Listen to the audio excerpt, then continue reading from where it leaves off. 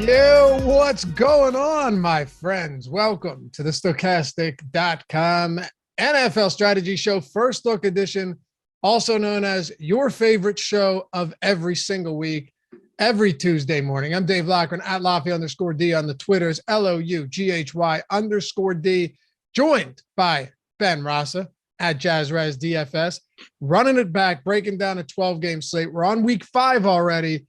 And it's an interesting one, man. Running backs loaded again.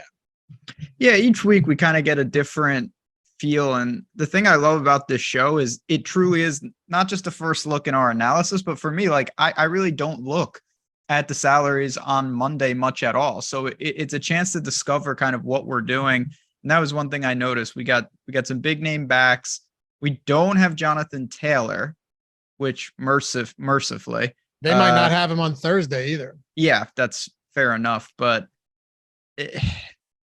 it's been interesting each week. I mean, I definitely want to talk about week 4. We're not going to get into, most likely, you never know, like zoo animals and protocols like that. But I do have some thoughts on the week 4.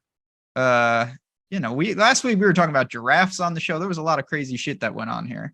I thought it was good conversation. And the large majority did too. You always get the disgruntled few in the comments that say, hey, it's been 15 minutes and you haven't talked football yet. Well, we have timestamps. No, but in all seriousness, I actually have to be out by noon today. So lucky for those of you who are not interested in listening to Ben and myself talk. Well, you'll be good. And then let's be fair for a second. It's a Tuesday morning show for a Sunday slate. It's a first look. You got to have some fun once in a while. We do so many shows that if we just give you the same boring, monotonous, monotone shit every Tuesday, it's not going to be as fun. But anyway, man, happy to be here with you. How you feeling today? I feel good. My Sunday was The Raiders helped. So here we go. I'm just going to give a couple. I don't even think they're hot takes. And chat, feel free to push back and yell at me. And I want to hear what you think. Number 1, coming out of week 4, the Steelers are maybe one of, if not the worst team in the league. They're completely done. That was my first takeaway from this. Like, I thought they were a middling team. That team has no hope. I'm sorry, what team? The Steelers. They are awful. Yeah. Like, way worse than I thought. They are, I think, competing legitimately for one of the top picks. Yeah. I said to you, we both said on the Odd Shop, sorry to cut you off, but on the Odd Shop on Friday on the Odd Shopper channel, hang out with us, betting picks every game, every Friday at 1 p.m. If the Steelers don't win that game, didn't even have to be convincingly, but if they don't win that game and cover 3 points at home against the Jets with Wilson returning, then they're done. It's over. They're done. Kenny Pickett era will begin. It's probably going to be pretty rough. Speaking of done, Baker Mayfield. He's probably been done. He's done. That situation in Carolina is an unmitigated disaster. That team has no hope either. So we got to just get them out. On the other side, I thought Jacksonville represented themselves nicely. They did. Not bad. The Eagles, we know, are real good. Same with the Ravens and the Bills. I thought a lot of the good teams, even in losses, represented themselves pretty well in some tough competitive battles. You were right about the over, even in the elements. I mean, 5 turnovers and a pick 6 on the other side doesn't hurt, but you were right. Yeah. You were right about the Seahawks. What's that? You were right about the Seahawks. Dude, that Detroit, I think there's a disconnect between, hey, Detroit's offensive line is awesome. Yes. Right. We saw that offensive line hold up to the point where, Reynolds making big plays, Jamal Williams, 100+ yards and 2 scores, TJ Hawkinson, massive game. That offense looks good. The defense, man, they're terrible. They're so bad. And Penny, we got 2 touchdowns. As a matter of fact, hey, he's awesome. We got the cover. We got the outright win, actually. So that was awesome. But both teams almost went over the total. That's how bad both defenses are.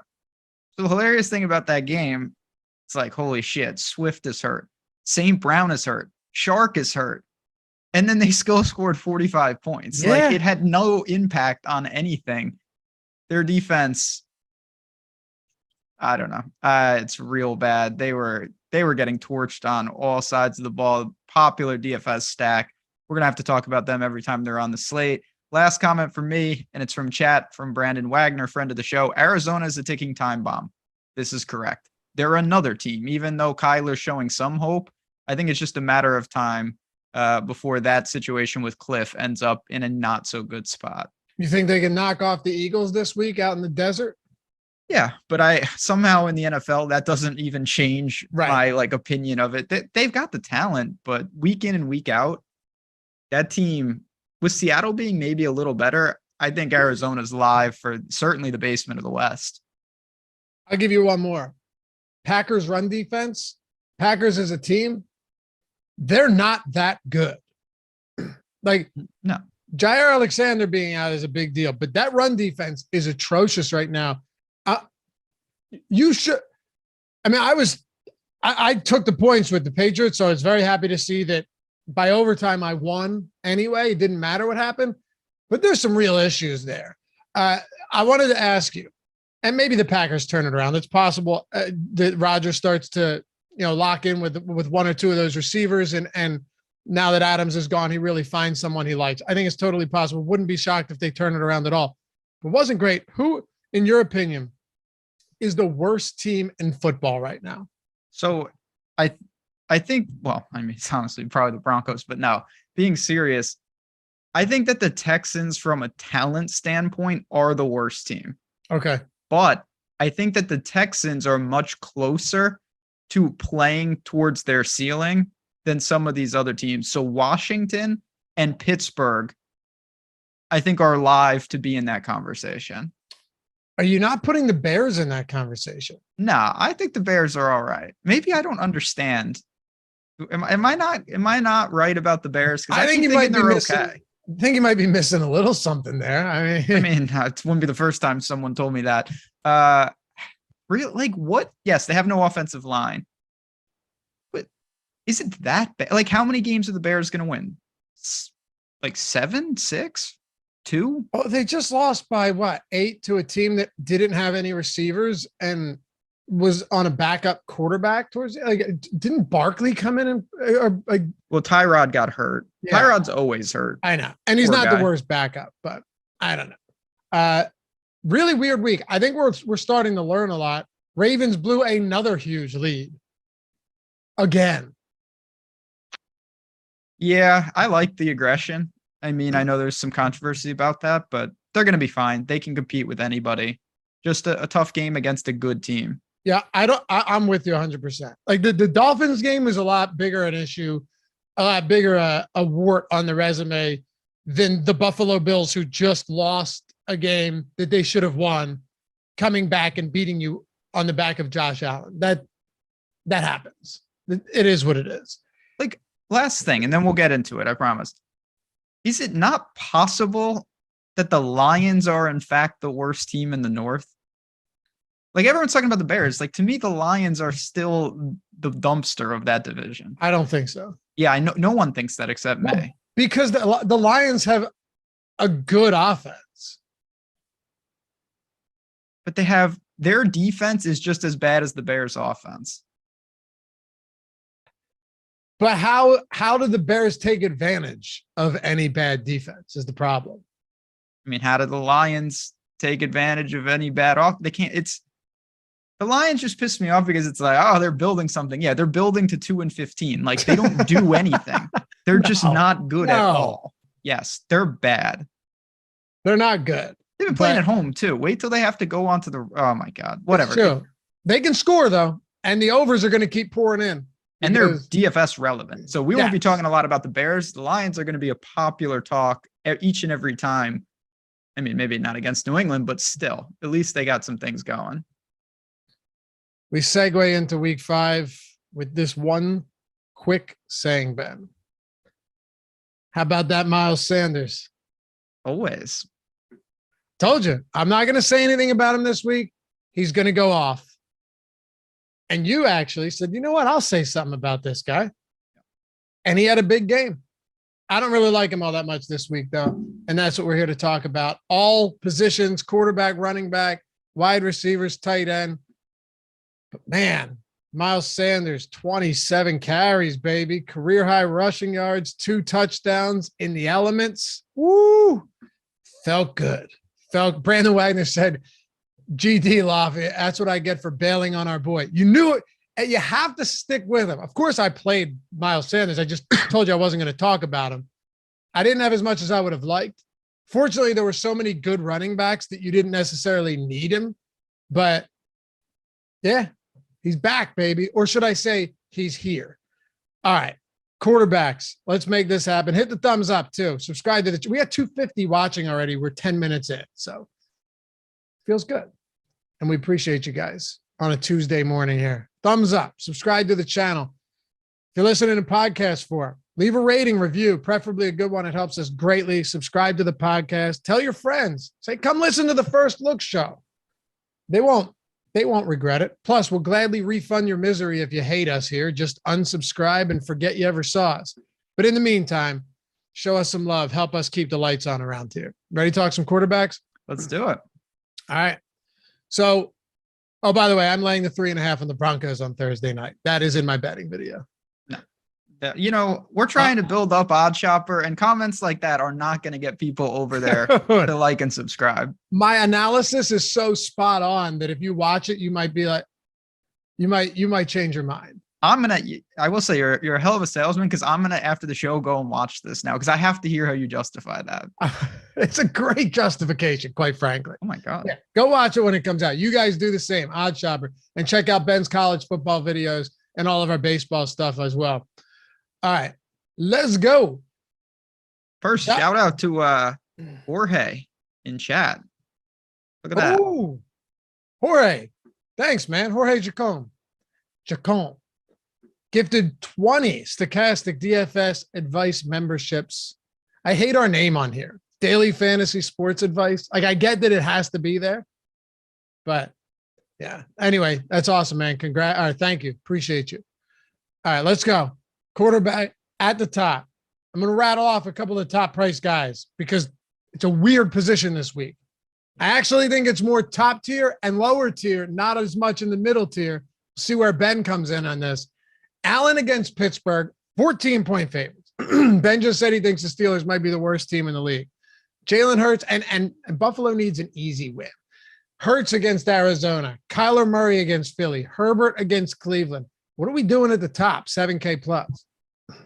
So, I mean, it's pretty simple. Anytime you see Josh Allen, Jalen Hurts, you know, matchup proof, ceiling is always intact. Even when they don't, like, I didn't think Josh Allen did much of anything. He still played pretty damn good. He had 70 yards and a touchdown last week in kind of a sloppy game.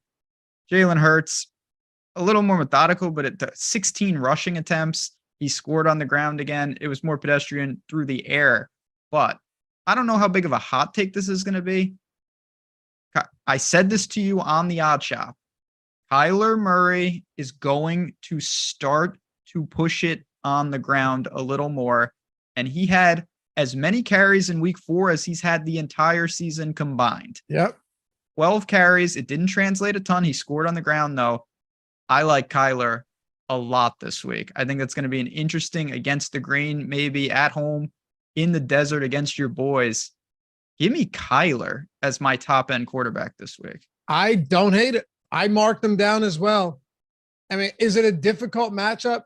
Yeah, but this feels like one of those games where people go heavy Eagles, kind of go lighter on the other side of this game, and it could be a shootout. Plus, there's other ways this could go, right? Maybe the Eagles go up early and Kyler has to go into catch-up mode. Their run game stinks right now. James Conner does not look very good. Yeah, I'm with you. This game has the highest total on the slate at 49.5, 50, depending on where you're looking. I get it, man. I really do. I will say, though, I like Jalen Hurts on the other side.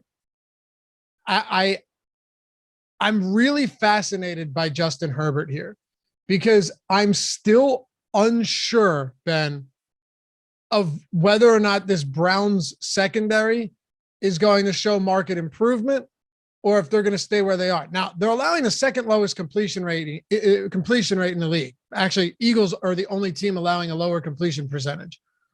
But 6.9 yards per attempt, 5 touchdown passes. they've been, okay. They've had breakdowns. I still think there's a below average matchup for Herbert, though. If I'm really looking at the personnel in Cleveland, Josh Allen is the guy, though, that it wouldn't shock me if they score 30 points in the first half. Yeah, listen, I mean, we haven't seen one. It's early in the year, but we haven't seen one like this. The Bills are 14.5-point favorite. Yeah, huge. The only other one I can think of is Rams opening at 13, but that dropped to 10. Against the Falcons? Yeah. Yeah, fair. This just feels like, I mean, it's an absolute kill spot. But on the flip side, I've advocated for this a lot. I think there's a direct correlation, and we can even let's dig into the game logs from this year. There's been one game, I mean, kind of two, but really one where the Bills absolutely steamrolled. It was against Tennessee. Josh Allen in that game had one rushing attempt. In the competitive games, he runs a lot more because he needs to. And we saw against Baltimore, he had 11 attempts for 70 yards and a touchdown. So I do worry, say they cover this number, how often is Josh Allen really giving you anything on the ground? Now, he can get there early, but I do think it caps some of the rushing upside in double-digit favorite situations. Okay. I could see it. It does make sense. At the same time, he had 33 fantasy points in that game. He did. And you can get there in a multitude of ways. He's proven that. So do you like Allen more in competitive games than you would in this? Is that what you're saying? Yeah. I do, because I don't think that there's any team that can really slow them down. And it actually forces, we talk about this. I've done this 2 years in a row, and I'm going to be doing it this year. When we get to the playoffs, taking the over on Mahomes and Allen's rushing yards is just a print fest, because these guys are smart enough. They don't put themselves in harm's way late in the season unless they have to. Then in week, wild card week or the first, second round, they're running all over the place. And I think that against the Steelers, not going to be a ton of rushing attempts for Josh Allen. I think I agree with you here. I mean, look, he could still have a monster game because they just complete aerial assault, destroy Pittsburgh. But you're right. You are capping rushing upside there. Unless Pittsburgh is just bringing a lot of pressure, then, Josh Allen's forced to move. But the mid-range, I don't think there's a ton here. I have only two players, Ben, and I have only two players written down that I'm interested in this mid-range. Now, granted, it's a very thin mid-range because there's no Tua. We don't know if Dak's going to play, and I know LA's past defenses look bad, but I'm not super high on him in his first game back. We can get into it. I have Kirk Cousins against Chicago, but I wouldn't be shocked if this was a Dalvin Cook game, finally. And I have Tom Brady against the Atlanta Falcons. I know Atlanta bolstered their secondary a bit, but assuming Godwin is good to go again for week 5, Mike Evans, and at this point, it doesn't even matter if Julio Jones plays, just having a Godwin and an Evans on each side. Brady and the Bucs got tuned up last game at home. I was on the wrong side of that one, but he still threw for almost 400 yards and 3 touchdowns without an interception and completed 75% of his passes. I think the overreaction to Brady being done is illustrated in the fact that he is now $6,000 and hasn't had any pass catchers through almost every week of the season so far. Yeah, I mean, just look at the line. They're an 8-point home favorite here. They're far from done. Healthy total. He's seen Atlanta plenty. I get it. I have no problem there. It's easier for me to justify him than Herbert, to be honest, because none of these guys are going to give you rushing, but the lower you go, the less pertinent that is. It's just a volume thing. He's going to need 35 plus pass attempts, I'd say. I agree.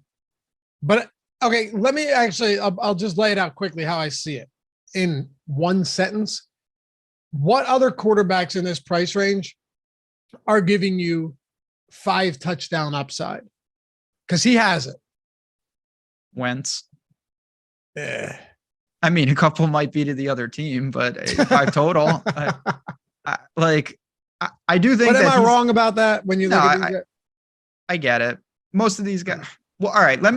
There's one other guy being serious, because I think Wentz is interesting in a tournament setting because Tennessee gets in crazy games. You've talked about that. What about Trevor Lawrence? Trevor Lawrence is in a great spot. 5,600 at home against Houston. They've played one home game. They looked fantastic. They shut out Indy. I think that Trevor Lawrence is going to have a very nice game against a Texans defense. It's worse against the run, but it's just bad overall. I like him too. I think he bounced back here. Clearly, last game he has had some turnover issues, but last game was a bit of an outlier because the Eagles' defensive line is frighteningly good. And it was raining sideways. It was cold. You can't turn the ball over that much. But I don't go into week 5 being like, man, that bad performance from Trevor Lawrence is a reason to write him off. No, quite the opposite, actually. I'm with you. You know who else I like? I'll tell you right now, if he plays, I will definitely have some Jameis Winston. I will 100% have some Jameis Winston if he plays.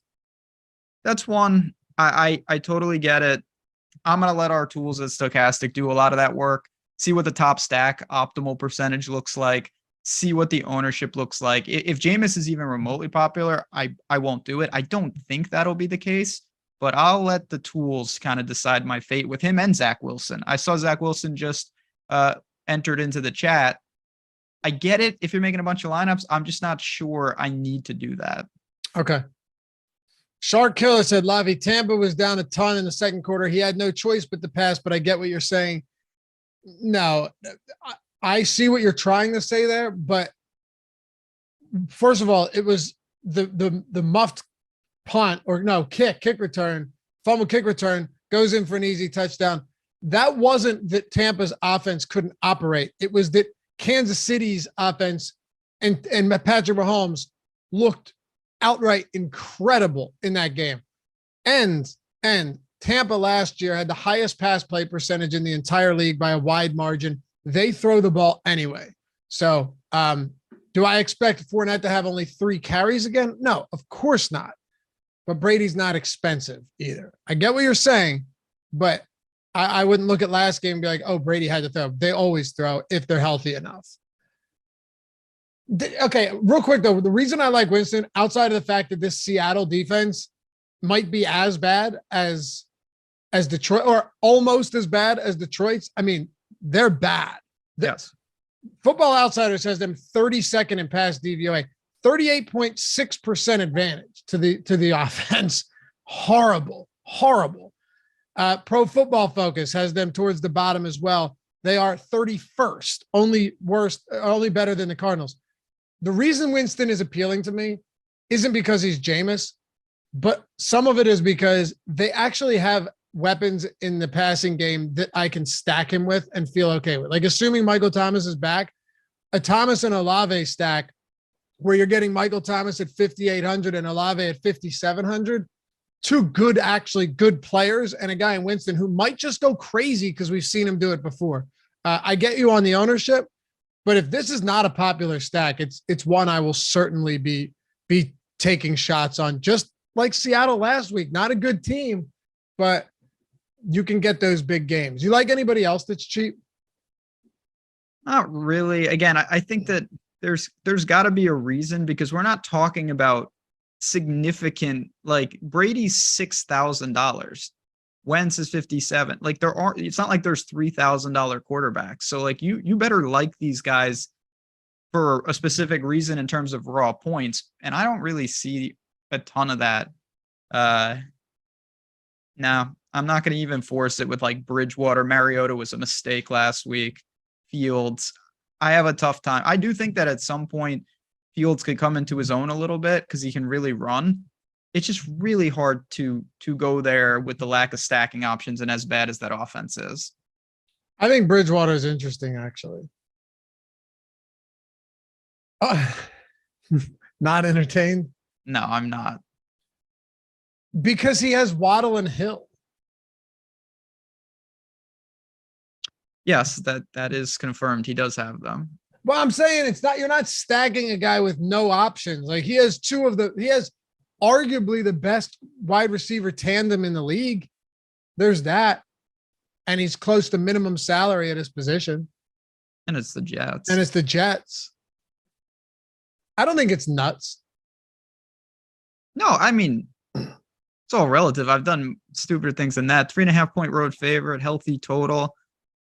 Again, I'm gonna punt that. My favorite tool that we have is the top stacks tool. It's one of the first things that I go to when I'm really building my lineups. One or two of these low owned stacks is going to pop up towards the top, and that's the one I'll target. One of them is going to be over owned. Like, I think a combination of Trevor Lawrence, Bridgewater, Zach Wilson to a lesser extent, and Jameis, one of those type of stacks is going to be the popular punt stack, and I'll probably go underweight. I agree, but I don't mind going to the unpopular punt stack if it's someone if someone I actually like. You know, I'm not saying I'm trying to go to a Tannehill stack or whatever, but or like a Zach Wilson stack. But I do think there are going to be some. You think Zach will? That might not be the craziest. That's idea. Not that crazy. It's just in this case now it's Corey Davis, Garrett Wilson, Elijah Moore, Tyler Conklin. It's a cheap stack. Oh, I'm fine with it. I'm just saying we don't know week 4 didn't tell us much in terms of who Zach Wilson's primary target was. No, but and I know it was kind of a back and forth game. Threw the ball 36 times and they won. Like, what happens if they lose? You throw the ball 45, 50 times potentially.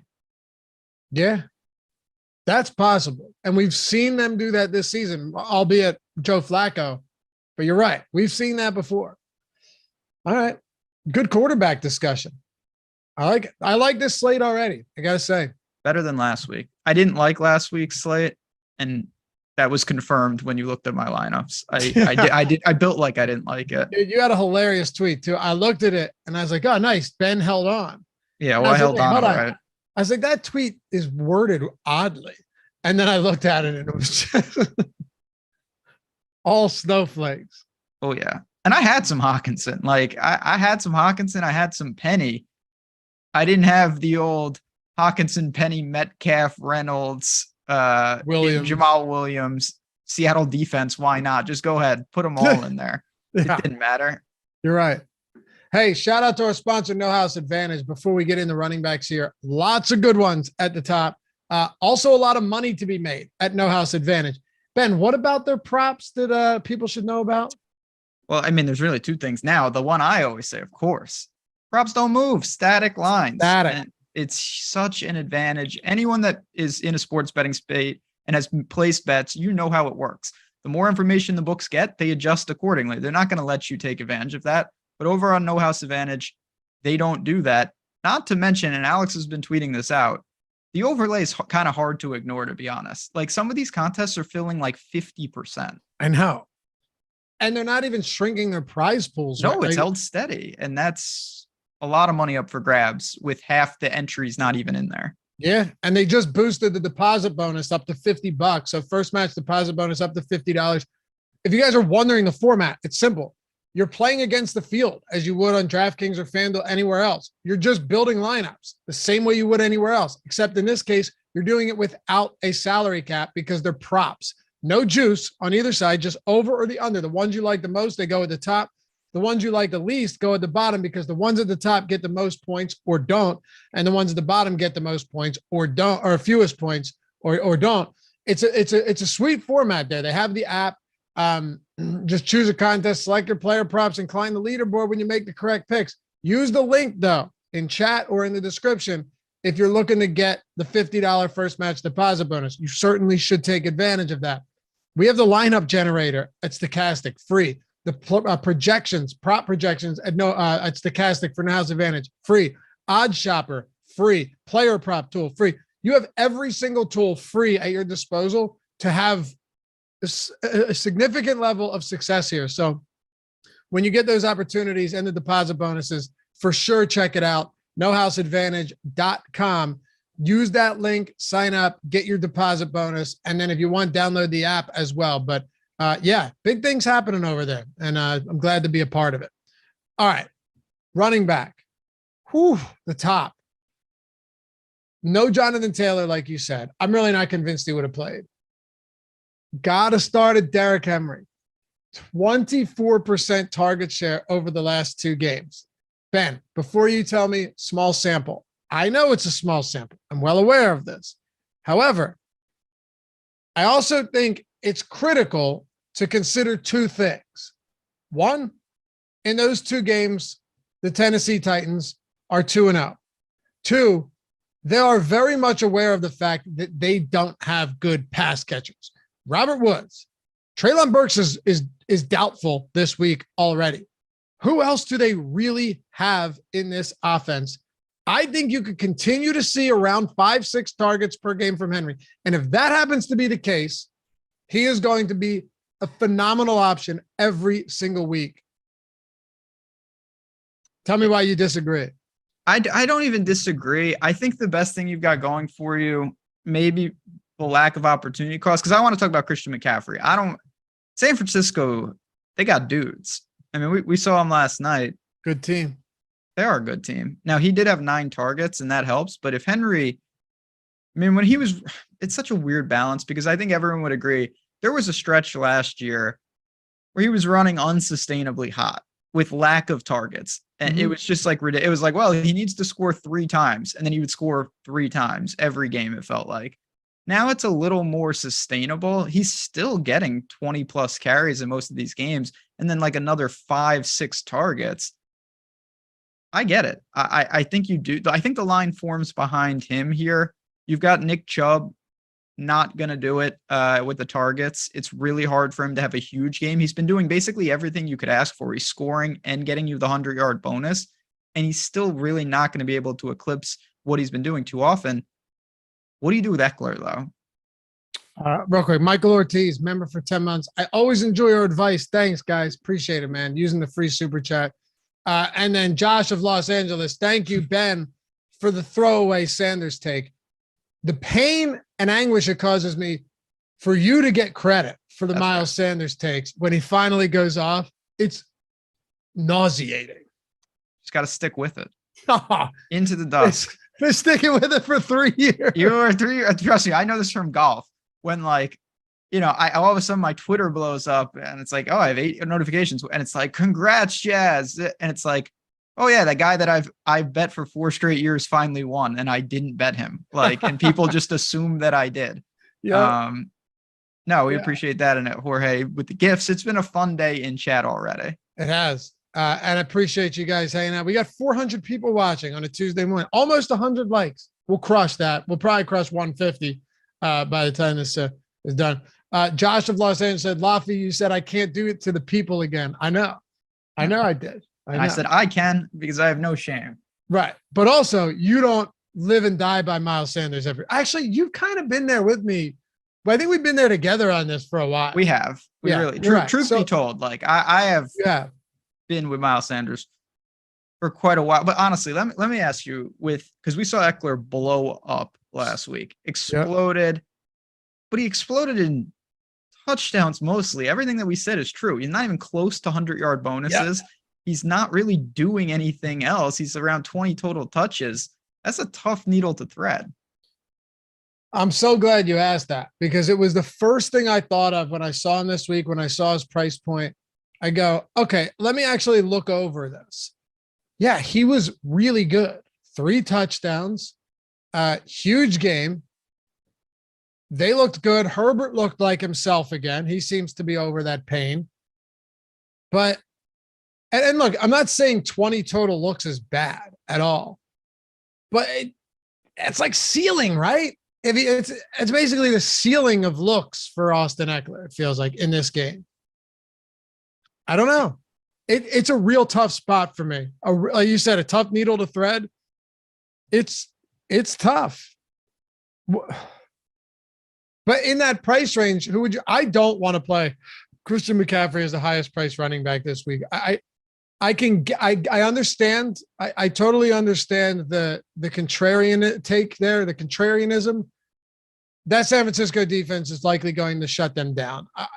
Maybe I'm just looking at this stupidly, but among the guys that are above 7K, Cook, Eckler, Chubb, Henry, McCaffrey, where does Eckler slot in for you? I think he's more on the outside looking in, to be honest. Certainly, I have Derrick Henry above him. I think that I would have Fournette in the mix. The 3 carries, I know we like Brady, but Fournette, they got to get back to running the ball a little and take the pressure off Brady. I like him a lot. Still had a lot of passing down work too, even though Rashad White was mixed in. The one I struggle with more, I think, is what do you do with Dalvin Cook? Yes. That's a tough one because it's Chicago's run defense has been bad. 5.1 yards allowed per rush attempt, 30th in the league.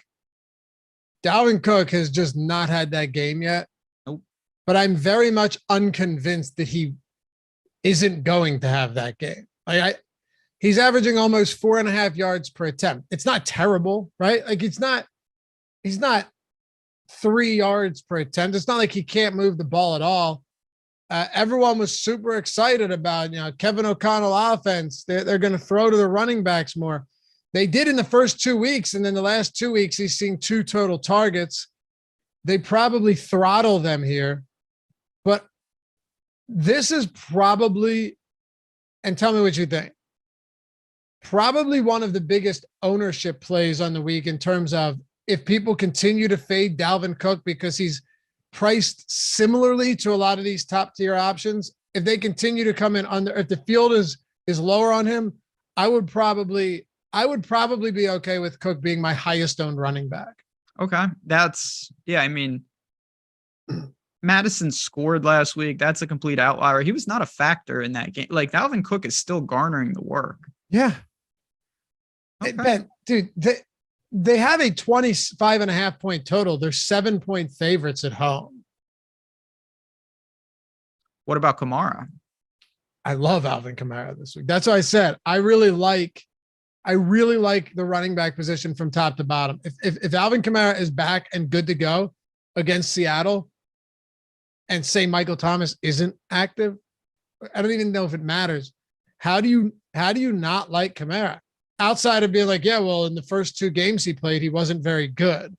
That what other reason would I have to not like Alvin Kamara? It's 6,600. No, I mean all the shenanigans that happened around London. If he's good to go, hard to think his price is going to drop much lower. I do think he'll be popular. I think everyone in that game is going to get a boost because of what Seattle did last week.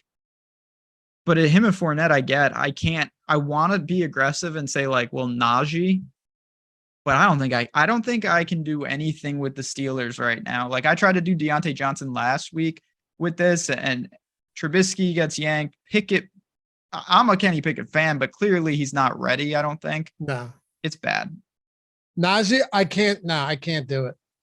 And I tell you why too. I know that game was competitive and they weren't playing from behind. He had 0 targets in that game. 0. I don't care if you're up by 30, which they weren't, and they ultimately lost. How are you not targeted a single time in the passing game? Yeah, I don't really get it. Again, I don't get what Pittsburgh's doing. And when you're at these prices, it's hard to say, oh, I'll pay to find out because you need a real performance. You can't just be, hanging around. He needs real target share or somehow they got to score a couple of times. Yep. And I would absolutely expect Kamara to play, but if he doesn't, Mark Ingram for sure. For sure. Yeah. Somebody on the Saints backfield. We just have to get clarification. Yeah. Well, Latavius Murray is gone. The Broncos scooped him up from the Saints practice squad yesterday. The mid-range running back seems pretty deep because we haven't I want to say, what do you think? Let me ask you this way. Do you think it's tilting one direction in Jacksonville in terms of what's happening there with Robinson and ETN? I think last week or Sunday was difficult to gauge just given the weather and given all that craziness. And they also fell behind after being up 14. They fell behind by 3 scores at one point, 2, 3. Yeah. Something like that. At least 2 scores, but I'm going to continue operating under the assumption that in favorable game scripts, James Robinson is the guy. What do you think? I think I agree. And this seems like that type of game script. 6,300. it's less likely that they fall behind. I kind of have some interest there because as we go down, I'm not sure I'm going to chase. Dameon Pierce is a good player, it seems like, but he had a 75-yard touchdown run. Mhm. I'm not going to overreact to that. Singleton, maybe Gibson. Well, Brian Robinson, is he gonna be in action? But when we get down here, I feel like we really don't have any situations where there's just going to be a guy. Like, look at the Patriots. I love one of them this week. I just don't know who. That's what I'm saying. It's a roulette situation. And I think you can make a case for having, if you have enough teams, having shares of both of these guys in different lineups. I agree with that. One of them's having a game. We can almost guarantee that one of these guys is having themselves a game, right? I mean, they have to. I think this range is really interesting. You have Harrison, you have Stevenson, $100 separated. You have Jeff Wilson at 5,500. He had another 17 carries yesterday in a very difficult matchup, arguably against the best run defense in the league. The C's parted on that one, and he got in for a touchdown, but they kept feeding him the football. I don't think it's nuts to go back to Rashad Penny either, quite honestly. I don't have nearly as much interest as I did against Detroit, but just his breakaway ability makes him such a home run threat. Even without a good offensive line, Penny's the type of guy that can break two loose. And his ownership's going to be probably 2% this week. And I have one more for you. If you're going large field tournaments, real large field tournaments trying to get different, say the rest of your lineup's real chalky, I don't think it's really necessary. Raheem Mostert. I knew you were going to say him. Okay. I've been telling you he's going to be the guy in Miami since the beginning of the season because Chase Edmonds is no good. And Mostert clearly was the guy last week. You did say that. I remember distinctly when I was forced into our season-long fantasy league and I picked Chase Edmonds because I have no idea what I'm doing. And you messaged me immediately saying that was a mistake. But I had messaged you on your previous picks saying that they were good picks. So that's true. Don't do me like that. Oh, I just wanted to get that part in there. Yes. I don't think I've won a single week so far. That's a different story for another time. There's not much talk about. If I had to do a third, I said Baker's done and I said that the Steelers are done. My man, Cam Akers, it's last night. I'm not joking. If he had infinite carries, I'm not sure he ever would have got the 100-yard bonus. Like if they played that game forever, I think he was more likely to go back to 0. I'm not even exaggerating. He was never getting closer. 1.6 yards. He's averaging 29 yards per game. It's a disaster. I thought he was going to be great, and it's not working right now. Do you know how many people in chat yesterday when I said that I just don't think he's that good? How many people go, huh, okay, bro. Actually, yeah, that's okay, bro. He's not any good. Or what are you talking about? He's at the top of the league. I'm telling you, the comments like that, just probably 5 or 6 of them in a row. I get a lot wrong, but from everything I've seen, actually watching it, I know some people you would just want to go by numbers, and the numbers suck too. But if you watch him, that's what I said to AB and Matt yesterday. Have you seen any explosiveness? And you can blame it on the Achilles. I'm fine with that. Is there any explosiveness, right? Is there any patience? Is there any hitting the holes? I know it's a tough matchup, but there was just zero semblance of any competence in that backfield when it came to him yesterday. Like I said, I'm a Cam Akers fan. I loved him in college. I love him. It's not working. Like it's really rough. So yeah, I'm not sure I go much else. Maybe the last guy, Breece Hall, is getting some serious work. Yeah. Now they did win the game, and I think it'll be a little more atypical, but he's another guy. If they lose, he could flirt with 8 to 10 targets. And we haven't seen him with Zach Wilson a ton, obviously, but I think that's at least a name that we can look to. I think that's very much reasonable, especially if he continues to get more work, because Michael Carter's production has come down as well. Yeah, I don't think Breece Hall is crazy. We would agree though, right? That And Steven, I just said it was a tough matchup, and I don't blame it all on him, but still, he hasn't had a single game this year where he's looked impressive. I think the Achilles has sapped his ability to explode at all. I don't know. Anyway, I'm with you. Would you not agree though that from kind of top to bottom, there's a deep running back position? Very deep. But the thing I like about it, I feel like I could build without my running backs this week. And no matter where I land, I'm going to feel okay. Like we have guys at the bottom I feel good back. If I have a ton of money, give me Henry and Cook. Like, sure. No problem. Sure. We'll talk running backs right now. Before we do, though, it is our duty and honor to present to you the Stokastic Hall of Fame, where all of you guys who have grinded your asses off in order to get up here, inducted into the Hall of Fame, claim your free month of Stokastic Plus Platinum, $120 value, and be honored on these shows. Well, it's time now. It's the Hall of Fame. You want to get involved? Download the Stokastic avatar at stokastic.com. That's stokastic.com/avatar. Tweet your wins at Stokastic Hall of Fame, HOF. And when you do that, you win a free month of Awesemo Plus Platinum, and you get up here on the Hall of Fame. Of course, you got to be top 3 in a field of 5,000 or more. We're not just giving these away, but that's why it makes this exclusive club such an honor. Let's kick it off with T-Pack. I know it doesn't qualify for the free month because I split with 30 people, but still wanted to share this showdown win. Yeah, awesome, man. Doesn't qualify, but more than happy to put these wins up here because $5,000 is huge on a $45 of entry. That's massive. Congrats. Fresca, I need to just keep my ass off the main slates, 173 in the quarter jukebox. Hell yeah, man. Again, could be quarter jukebox, could be the nickel, the dime, doesn't matter. As long as you're cashing first place in a field of 5,000 or top 3 in a field of 5,000 or more, doesn't matter the entry. Vin, second takedown in 2 weeks. Love this stuff. Good stuff, man. $100 right there. You got DJ Nugent, $12.50. Started listening to you guys a few weeks ago. You guys helped me turn $3 into $12.50. That's awesome. Keep up the great work.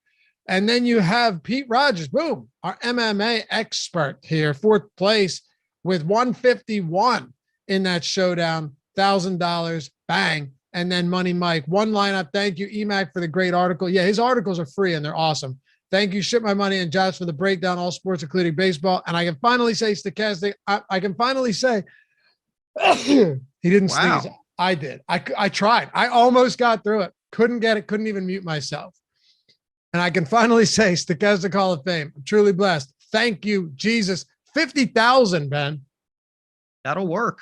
50K. I thought it was going to be all of that single lead up bullet for there too. Look bucks. at that. Just that's a beautiful looking screen. Just it's a beautiful, not mine, dude. It just has snot and spit all over it. Now, congrats. Welcome to the Hall of Fame. You've now formally been inducted. Welcome back. If you've been here before, love to see that stuff. All right. We'll rip through some wide receivers here. If we're talking wide receivers, free content, MLB top stacks today, NPJ golfer rankings, all free on the site. And if you want three free days of Stokastic Plus Platinum, just use the link in the description or the one in chat. No strings attached. All football content and tools completely free for the first 3 days. If you're a first-time user, take advantage of that. Cooper Kupp, 9,600, Ben. Justin Jefferson, 89. Diggs, 84. Hill, 8,000, rounding out that price range.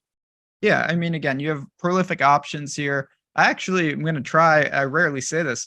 I'm really going to try to make room for Cooper Kupp. This is a competitive 4-point spread in LA. I could see him really getting out there. And I mean, he's always incredibly busy, and it's more Jefferson. I think is fine. Diggs isn't a huge spread. Tyreek's got Bridgewater. I do like Debo. Debo's an absolute monster, but if I could, I'm going to actually pay. I rarely, if ever, pay that type of money. I think this slate possibly calls for some Cooper Kupp. Yeah. I do. 96. Okay. I think you can do it because we paid down at backs. If you have like a jet stack as a one-off, like Cooper Kupp will fit easily into those lineups. You're right. 14 receptions on 19 targets last night. I mean, what's going on? He's incredible. I think Tyreek Hill could be one of the best low-owned plays on the slate. Like, what if he's coming in at 4% because of Bridgewater?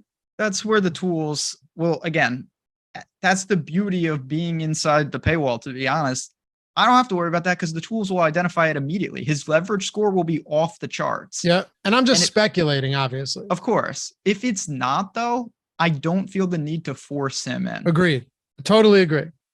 But that price might be enough to suppress his ownership. He can do a whole lot of good stuff. Do you like any receivers for the Eagles this week? I mean, you can, if I go to Kyler, my run back could easily be Smith or Brown, obviously. It's just very hard. It's got a Lockett Metcalf feel. You got Mike Evans, sub 7. I like that price. Honestly, everyone's talking about, and rightfully so, I think Robinson in that backfield. Like Christian Kirk, he had 9 targets. The targets were still great. It was just a messy game. I expect him to get right back to it. And people are not thinking about him. There's a lot of guys in this mid 6K range that I'm going to definitely have in the pool. It's probably going to be popular, but for me, I mean, the Brady Evans stack is just way cheaper than you're ever going to get it. Mm-hmm. It's so cheap. Chris Godwin's 5,900. I've tried this, I think 3 weeks in a row, and it seems to be getting further away from working. What about Terry McLaurin? He's the number 2 on his own team right now. I'm not saying skill wise, but I can only go off of what I've seen. Wentz seems to look towards Curtis Samuel more than anyone else on this team. I mean, the targets bear that out, but it's not. Yeah, maybe I just haven't adjusted to that reality. I mean, 27 targets in 4 weeks is not terrible. No, not at all. No, I'm not saying it is. No, I know. I see McLaurin there. I see the matchup with Tennessee. I know the ownership won't be there. To me, it still feels like that guy, but maybe the reality with Dotson and Samuel, it's not. Yeah, and Dotson might not play, so maybe that'll give you a little something. Little boost. What's McLaurin's price? 62. Yeah. No one's gonna play him. No, they're not. They're not at all. Olave. Yeah, Olave. Waddle 67. I don't think many people are going to play him either. I'm interested there. Christian Kirk coming off a tough game, but the weather was terrible. I think Kirk against Houston is fine. A little pricey. If Thomas plays, if he doesn't, Olave at 5,700. Lockett's 50. Do you have any interest in the receivers for Seattle? I mean, we saw last week, you can always make a case for it, but I haven't pulled this out all year yet because some of these teams have devolved. It's the classic. Someone has to perform and then you got to pick which one. It's trying to get 2 things right where some of these teams, it's like, okay, if their passing attack works beyond an outlier, I know for a fact, like if Brady gets there, Mike Evans, he's getting there. There's no ifs, ands, or buts about that. Right. And if Brady ends up throwing 4 touchdowns, Evans and Godwin at these prices probably both get there. Yeah. And it's like with Seattle, it's a little more up in the air with stuff like that. And these guys with Metcalf's price, you can do it, but I'd rather go down to some of the Jets guys, secondary Cardinals guys. Can't do the Steelers. I can't do Pickens. I can't do Clay. I just can't do the Steelers right now. It's very funny you say that because I only had one like true value option that I wrote down. I'm having a real tough time with anything below that 5,500 range. The only guy is George Pickens, and I don't even like him, but he's 4,300. And Kenny Pickett seemed to look his way, seemed to be able to produce with him, but this matchup's bad. I only wrote him down because I don't know. Are there any?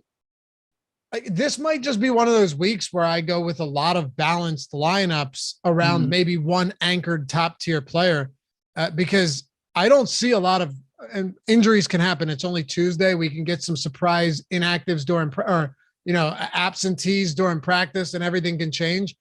I don't see a lot at the bottom of wide receiver at all. There's not a ton, but we more often than not get news between now and Sunday that forces. I mean, yeah. St. Brown and Shark weren't sitting when we did this show the last time. Rondell Moore, I think you have to consider that with Arizona. Yeah, I guess. I mean, he should assume a pretty prominent role, and he's 4,100. Wasn't prominent last week. No, but that team, I can't stand Arizona, but I'm fairly certain that they're about to really open it up. It's now or never. If this doesn't work, Cliff's going to get fired, and they're going to bring in a new coach who doesn't want Kyler, and that'll be the end of it. Pretty much. Yeah. And he is cheap. All right. I don't know. Kyler. Everything has to be Rondell, created after the catch. Ertz. Bring it back with A.J. Brown. All right. That's Anybody else there? No. Pretty easy to move to wide receiver. I think because we already talked about a lot of the quarterbacks, it definitely feels simpler to look at a lot of these guys and go, I'll stack them, or I'll just play them as one-offs, or I'll play them as a run back. Running back feels deeper than wide receiver this week, even though there's less of them. I'd agree, but I would argue wide receiver is the easiest position this week. Yeah, don't disagree. All right. We got tight ends, defense, special team. We'll wrap it up with that. Hit the thumbs up one more time. Almost 500 people watching. Probably not making 150 here. I may have overshot, Ben, but bit off more than I could chew, so to speak. That's okay. That's all right. Or is it? Anyway. Go on. Yeah, you got things to do. Don't worry. We're good. Tight end. I mean, were you not struck by the pricing? First of all, there's no top tier tight ends at all. I mean, does George Kittle play tight end any more seriously? I know we saw those cheaper jokes. Than Hawkinson and Goddard. I love George Kittle. He's a superstar, but his role doesn't coincide with being an elite tight end right now, unless that changes. His role has been wildly diminished. Yeah, they use him to block. It's terrible. Yeah. Give me Zach Ertz, 4,800. I like Goddard most in this offense, among tight ends. I like Ertz. I like Dallas Goedert even more this week. I think it's a smash spot for Goddard. Okay. Maybe he'll be if I use Ertz, I can't do that. But yeah, he could be in my Cardinals stacks. I like Higbee too, man. I was on over 4.5 receptions for him yesterday. Felt nice when it hit midway through the first half. But this guy saw 14 targets. He has a huge target share on the season. Huge, above 25%. No one else. It's Cooper Kupp. That is steep drop off, of course, to Higbee, which is still a very nice target share.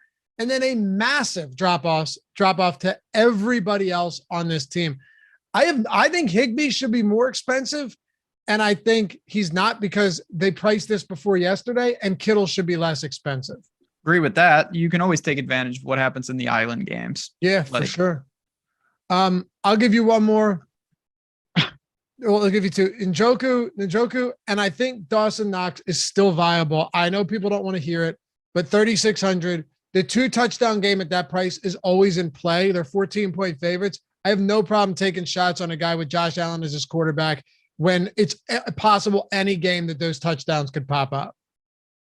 Yeah, I mean, people definitely don't want to hear the same old recommendations at tight end week after week, but Evan Ingram, on the other hand, you can't. Ingram. What if you're using Lawrence? What's the difference? I know. He's 3,100 now. He is coming off a lone target game, but that doesn't matter. No one cares about that. No, nobody cares. Yeah, that's semantics. Bad weather, to be fair. Bad weather. Marvin Jones had no targets, and Zay Jones didn't even play. Honestly, you can throw that game out. We know the limitations with Evan Ingram. I have no credibility left, so I'm just going to cede this time to you. Is there any room for Kyle Pitts at this point? I'm not. Okay. Not against Tampa. I'm not interested personally.